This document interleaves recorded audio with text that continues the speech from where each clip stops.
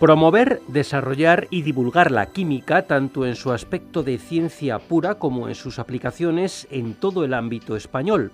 Ese es el principal objetivo de la Real Sociedad Española de Química, una institución sin ánimo de lucro que, en la rama de las ciencias químicas, es la continuadora de la Real Sociedad Española de Física y Química, fundada en 1903.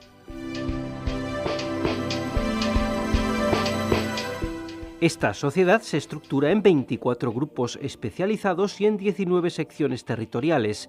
Cuenta con casi 4.000 socios.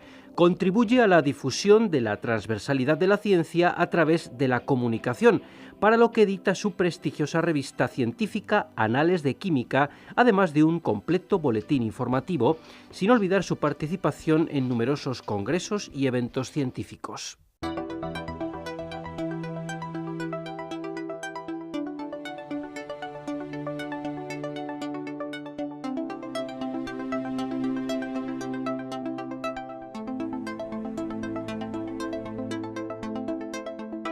En este programa, que volvemos a dedicar a la ciencia y la divulgación, vamos a conocer más de cerca la Real Sociedad Española de Química.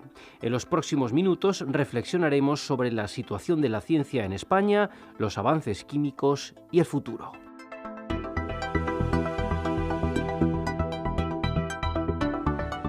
Nos acompaña Rosa Claramunt, que es catedrática del Departamento de Química Orgánica y Bioorgánica de nuestra Facultad de Ciencias. Bienvenida, Rosa. Hola. Hoy nos acompaña un invitado especial que ya, como en otras ocasiones, la profesora Claramunt nos presenta.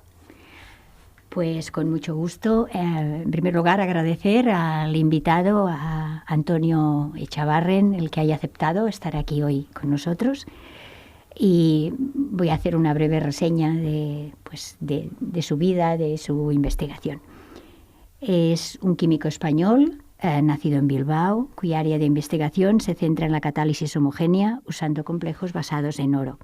Obtuvo su tesis doctoral en el año 1982 en la Universidad Autónoma de Madrid y realizó su postdoctorado en el Boston College en Estados Unidos.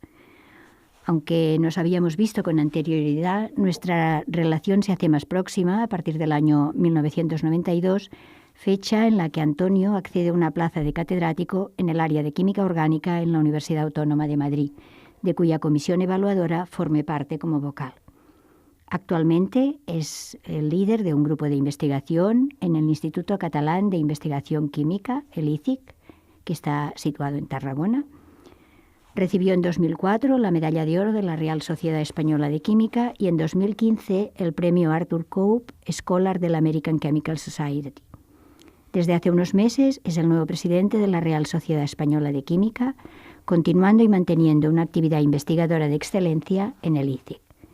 Hasta donde sé, su pasión por la química no va en detrimento ni disminuye un ápice de la que siente por la música y la naturaleza. ¿Cómo lo consigue? Es su secreto. Quizás nos lo desvele hoy. Pues vamos a intentarlo. Antonio Echavarren, bienvenido.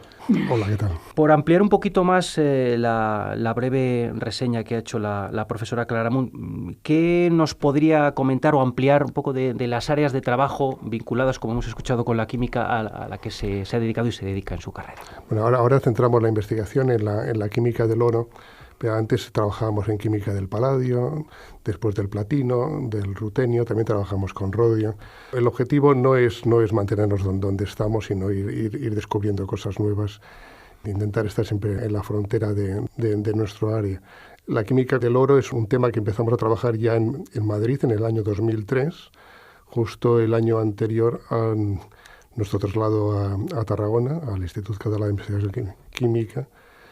Y desde entonces, nuestra intención era diversificar, pero resulta ser una química tan apasionante que nos ha tenido un poco secuestrados durante muchos años, porque no hay nada tan activo, tan reactivo como estos catalizadores de oro que hacen auténticas maravillas.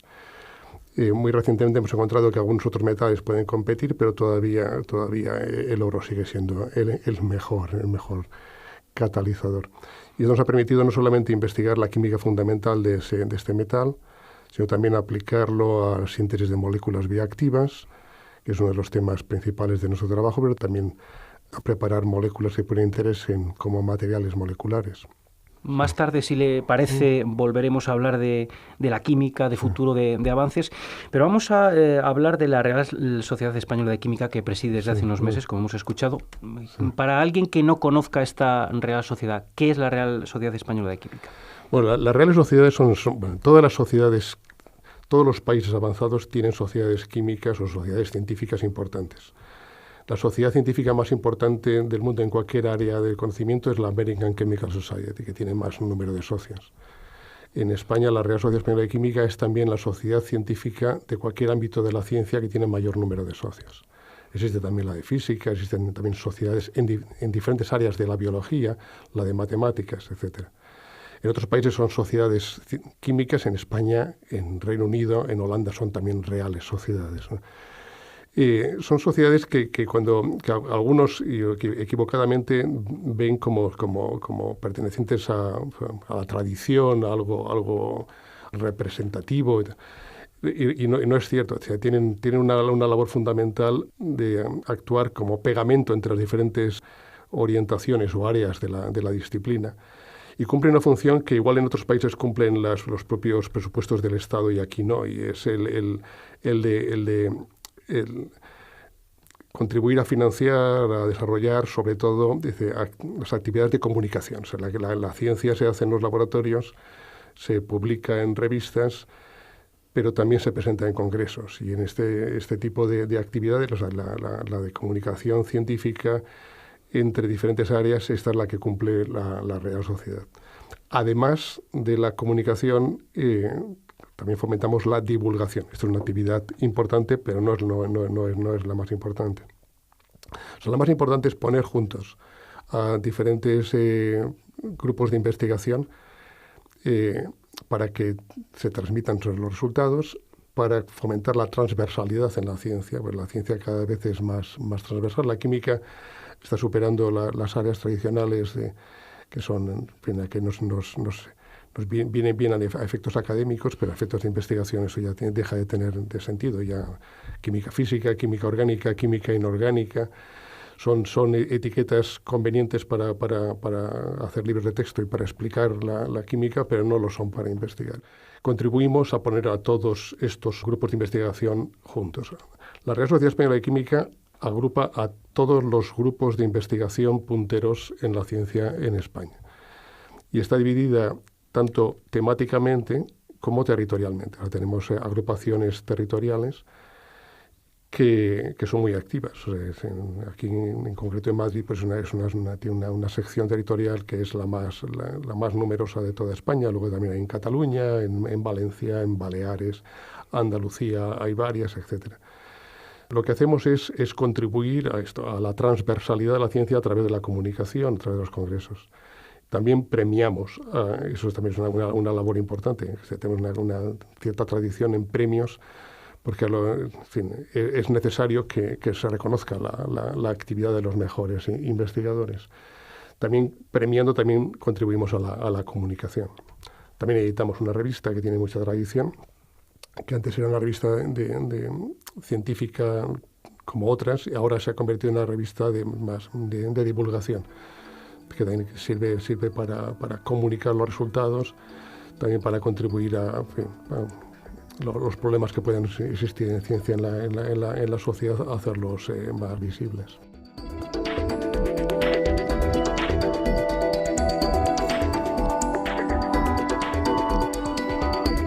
Nos detenemos, si le parece, un momento en esa revista Anales de Química. Sí. ¿Nos puede ampliar un poquito más sus contenidos, su estructura, su periodicidad? Desde que me he hecho cargo de la presidencia de la Real Sociedad estamos intentando cambiar varias cosas. No porque se hubieran hecho mal antes, al contrario, se han hecho muy bien y los últimos 15 años se ha producido una explosión de actividad en la Real Sociedad. Se han sistematizado muchas cosas. El número de socios se ha duplicado en los últimos 10, 15 años. La revista Anales es una revista, aparece que creo que es un número cada 2 meses. Queremos que sea un poco más frecuente, queremos que sea pasó de ser una revista en papel a ser una revista digital, es una tendencia habitual. Prácticamente todas las revistas de este tipo son revistas digitales. Queremos que el formato digital lo sea mucho más transparente, mucho más manejable. Y es un proceso en el que estamos ahora implicados. Los artículos científicos que sean escritos en un lenguaje que sea más fácilmente entendible por todas las áreas. Queremos también ser mucho más ágiles en la comunicación de las noticias, dar más posibilidades a los socios de discusión.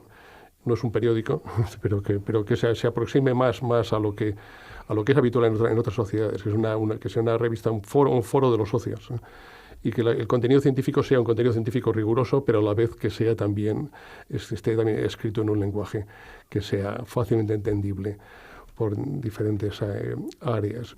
La circunstancia más desafortunada de la química, y que no tiene la física, que no tiene la biología, y que es desafortunada, pero es inevitable, es que utilizamos un lenguaje que es un lenguaje de las fórmulas y las ecuaciones, que es un lenguaje solamente asequible a los expertos. Y yo lo comparo muchas veces al de la música. Es como si para entender la música tuviéramos que leer las partituras, ¿no? Sí. Mientras que los músicos podemos disfrutar de la música sin leer las partituras, la química es casi imposible comunicarla sin poner fórmulas. Es un reto enorme, pero se puede hacer, ¿no? Se puede comunicar de una manera más amable. Y eso es una de las tareas en las que estamos implicados. Eso se traduce en una reducción de la longitud de los artículos, en que estén escritos en un lenguaje en el que no solamente los especialistas del área concreta lo puedan entender, sino que esté dirigido al público químico, al principio al público químico en general. Y el aspecto del formato, que puede parecer secundario, no es secundario. El formato es muy importante, el formato lo es todo. Y el que se pueda acceder de una manera sencilla, que uno pueda, utilizando el iPad o cualquier ordenador, sin tener que bajarse PDF, sin tener que imprimir nada. Eso es lo que es común ya en otras sociedades. Pues queremos también tener una revista de estas características, ¿no? Y más allá de ese lenguaje, de esa comunicación para los expertos, ¿cómo ve usted la que se hace hacia afuera, la divulgación científica que puede llegar a la sociedad en general? Tenemos que tener más presencia en los medios, y eso es evidente. O sea, tenemos que tener más presencia en los medios, pero para comunicar lo que estamos haciendo de una manera que tiene que ser siempre rigurosa, sin caer en lo facilón. Yo creo que los químicos también somos un poco distintos de otros.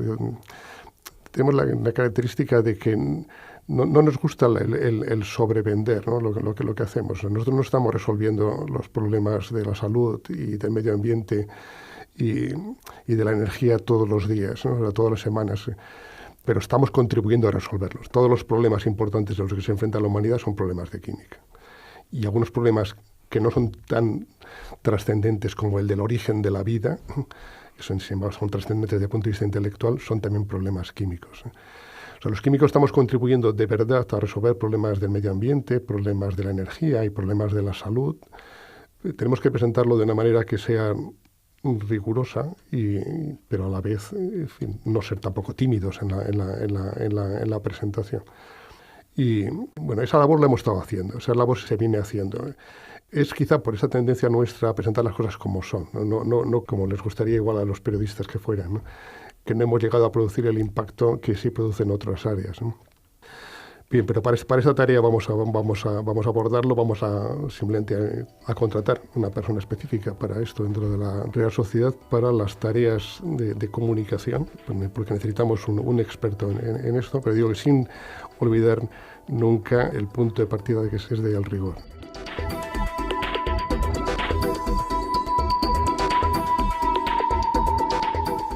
¿Y cómo ve desde su posición la situación de la ciencia en España? Es una situación curiosa porque normalmente los científicos tendemos a quejarnos. Acabo de venir de una reunión en el Japón y ahí es curioso, los japoneses no se quejan, con lo cual quiere decir que están muy bien tratados económicamente. Cuando una comunidad no se queja es que están bien financiados. Normalmente, incluso cuando están bien financiados, se quejan. Nosotros no estamos bien financiados. A nivel estatal, los presupuestos No se ha producido nada dramático, no ha desaparecido nada con la crisis, se han seguido manteniendo los programas y en eso nos diferenciamos de los países de nuestro entorno más próximo, de Francia, de Italia y Portugal. Aquí afortunadamente se han ido manteniendo los programas, pero se han ido reduciendo.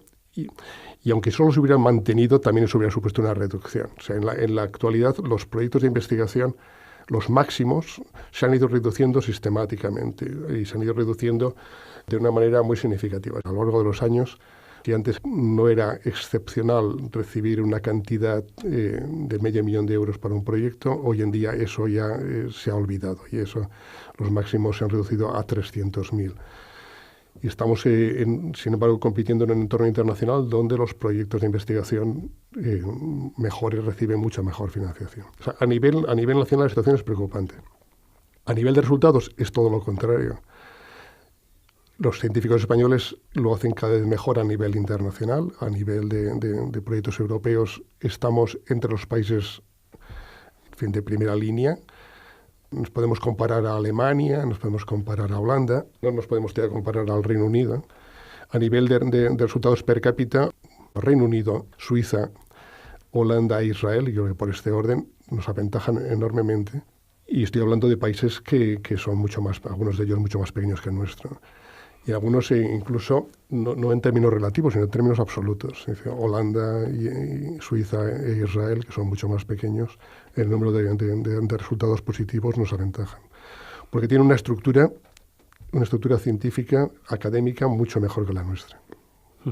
El punto más débil es que tenemos grupos de investigación que son punteros. Podemos presumir de que eso es así. En la última convocatoria de los proyectos del European Research Council Advanced Grant, en el área del panel que incluye la química, España ha quedado al mismo nivel que Alemania, solamente por detrás del Reino Unido.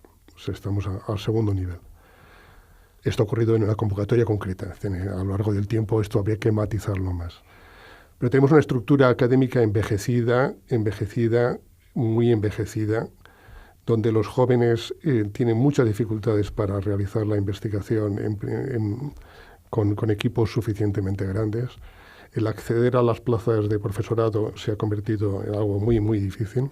A la edad en la que Rosa y yo éramos catedráticos, ahora hay mucha gente que todavía son contratados doctores y las expectativas para que estas personas lleguen a ser catedráticos algún día ahora mismo no están en absoluto claras. No resulta muy atractivo el hacer la carrera académica en España y de hecho la realidad es que una buena parte de los mejores investigadores que estamos formando están formando grupos de investigación en otros países europeos, lo cual no es negativo por sí, porque eso es Europa, formamos parte de Europa, pero sí es negativo el que ninguno de estos, o muy pocos de estos, habría que decir muy pocos de estos, lo puedan realizar en España. Más que mayor financiación, que también necesitamos hacer un cambio profundo de la estructura de nuestros departamentos universitarios y de lo que se conoce, a mí no me gusta mucho llamarlo así, que es la carrera universitaria. Entonces, cómo se accede a las plazas universitarias, ese ha sido el talón de Aquiles de nuestro sistema. Quizá un síntoma de toda esta situación puede ser lo que vamos a comentar ahora. En un reciente artículo que usted también firmaba, aludía al menosprecio que se realiza a la ciencia a través de las Olimpiadas, ¿no? ¿Por qué son importantes este tipo de eventos y qué es lo que está pasando con ellos? Esto es un síntoma. Las Olimpiadas las Olimpiadas de química, de física, de matemáticas y de otras disciplinas. Son actividades en las que compiten los estudiantes de bachillerato.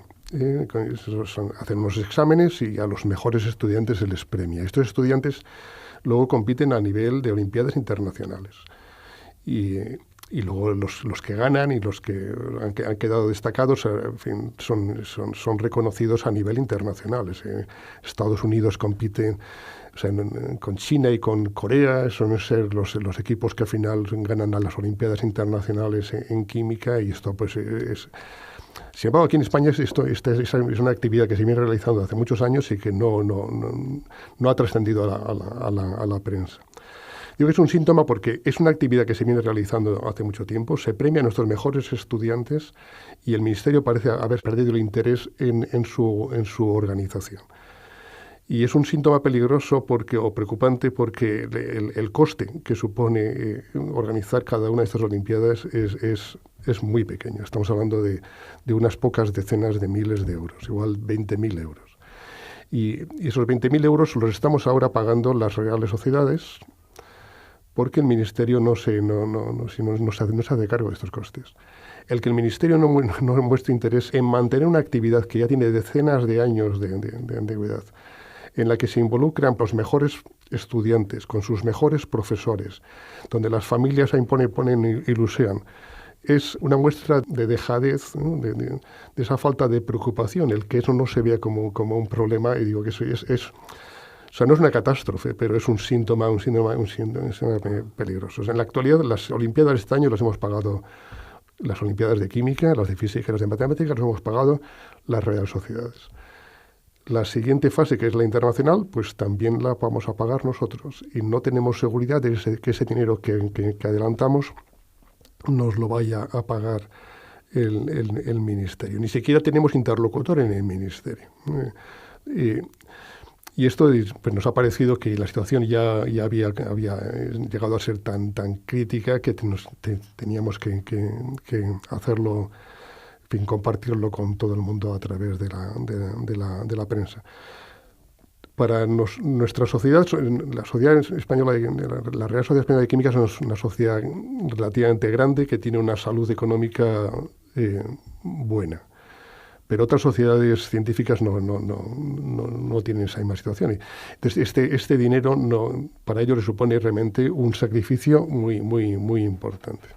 Y esto no es una actividad, es una actividad que hacemos con gusto, pero no es una actividad que creemos que tengamos que hacer nosotros en solitario, que es una actividad que tiene que hacer el Ministerio. El Ministerio se escuda en que es una cosa que le corresponden a las comunidades autónomas. Y entonces, en algunas comunidades autónomas sí se muestran interés, otras no. Se deja a libre albedrío de las comunidades autónomas el que se involucren. Y estamos hablando de los estudiantes, de los mejores estudiantes que habría que tenían que aparecer en la prensa, debían ser entrevistados en la prensa. Son personas que superan unos exámenes que seguramente si nos los pusieran a nosotros nos veríamos en dificultades para sacar notas altas, ¿no? Y luego van a nivel internacional, representan a España pues como nuestros lanzadores de jabalina. Igual, si no mejor, porque estas personas luego vendrán aquí y serán los que van en fin, estamos hablando de los futuros científicos y técnicos del país, ¿no?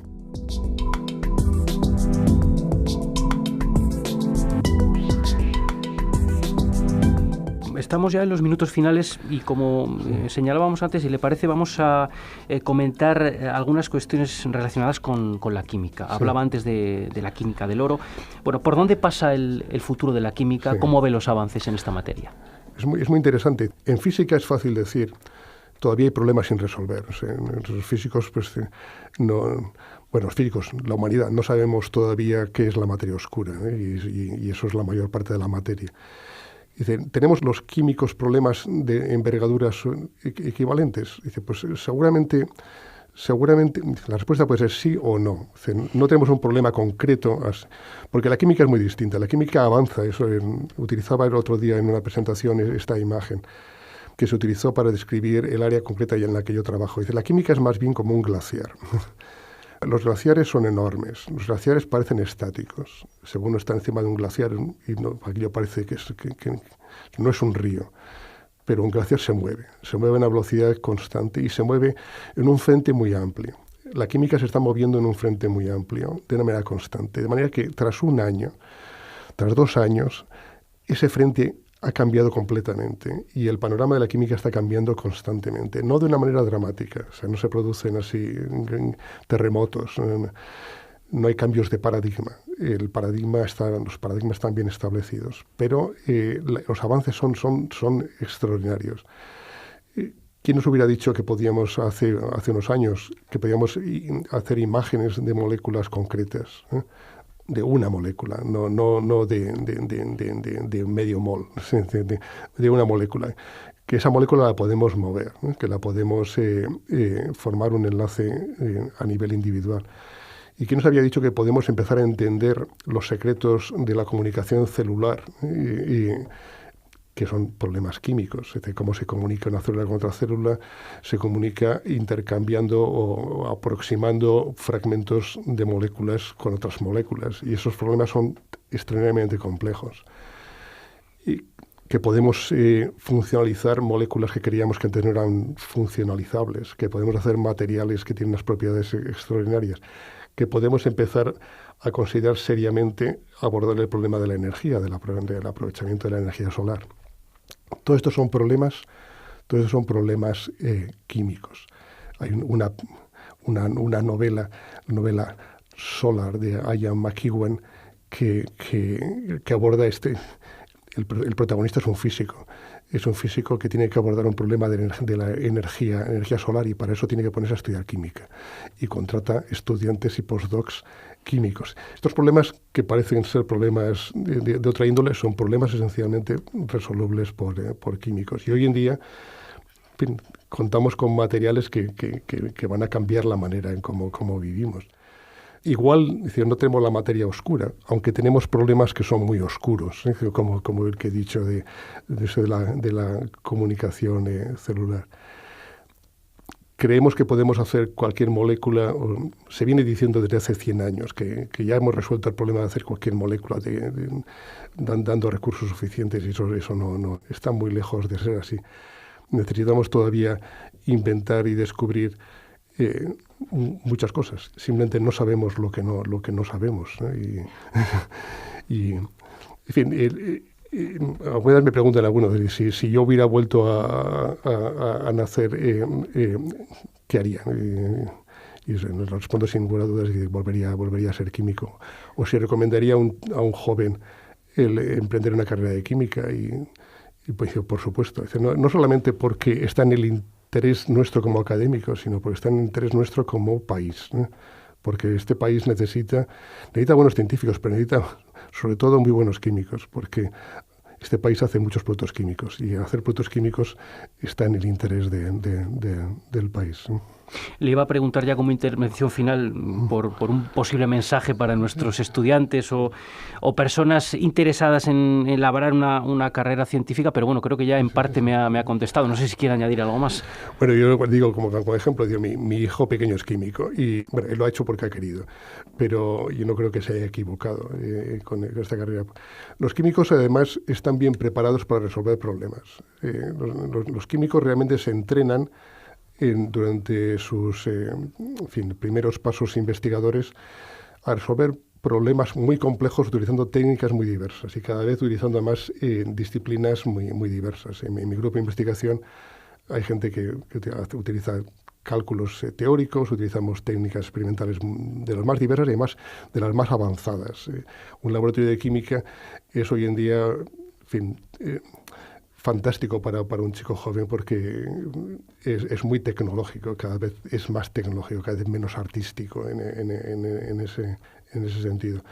Y el resolver problemas, esos problemas muy complejos, le prepara a esa persona para luego enfrentarse a problemas muy diversos, que no tienen por qué ser necesariamente científicos. O sea, la gente que hace carreras en química acaban con cabezas muy bien amuebladas para resolver problemas importantes para la sociedad. Bien, Rosa, no sé si añadimos algo más para concluir. Pues no, nada, decir que ha sido un placer escuchar a Antonio, a todo lo que ha dicho. Me ha gustado mucho el planteamiento que hace de la nueva orientación de la revista Anales de Química, porque es un poco el reto que nos hemos planteado también en la revista Ciencias@UNED, es decir, acercar la ciencia con un lenguaje riguroso a la sociedad, a los estudiantes, a todos los estamentos universitarios e incluso a las familias de esos estudiantes que forman parte de nuestro mundo académico. Pues Antonio Echavarren, muchas gracias por acompañarnos. Muchas gracias a vosotros. Gracias.